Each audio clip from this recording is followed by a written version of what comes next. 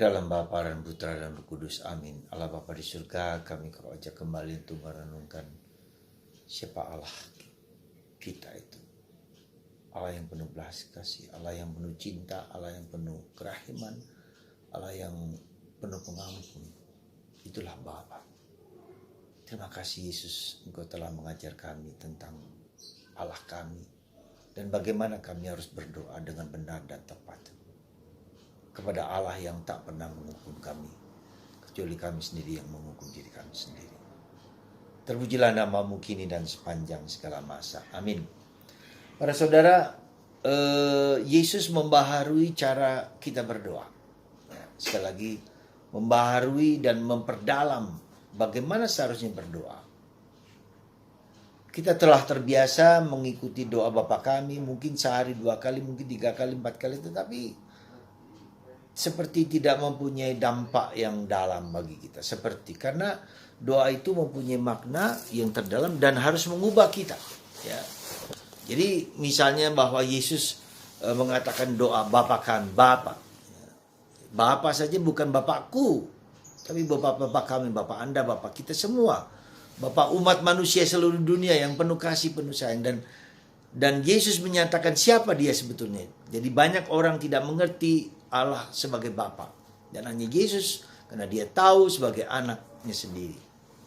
Dan itu yang pertama. Jadi kita bisa melihat yang kedua. Kita harus perhatikan bahwa kita minta. Karena ini berasal dari Yesus, maka kita harus mohon. Tuhan ajari kami berdoa seperti permintaan para rasul. Ajari kami berdoa. Maka mari dalam hidup kita mohon supaya kita belajar berdoa dengan benar, dengan tepat. Nah, isi Bapa kami kita semua tahu. Tetapi yang harus kita mengerti bahwa doa itu harus mempunyai dampak yang lebih luas daripada yang kita doakan. Yaitu Bapa penuh pengampun. Allah mengampuni, maka kita juga harus mengampuni siapapun juga. Dan kita tahu betapa tidak mudahnya mengampuni orang lain. Ya, betapa tidak mudahnya. Maka seperti Bapa mengampuni kita, membebaskan kita, menyembuhkan kita, mengubah hidup kita, maka kita pun bersikap apa yang Tuhan berikan secara gratis, kita juga berikan kepada orang lain secara gratis. Maka itu saudaraku terkasih, apa yang kira-kira secara konkret saja lah, apa yang bisa kita lakukan supaya kita merasakan, mengalami. Karena doa Bapa kami ini semacam puncak dari kehidupan dan kematangan hidup rohani seseorang. Ya.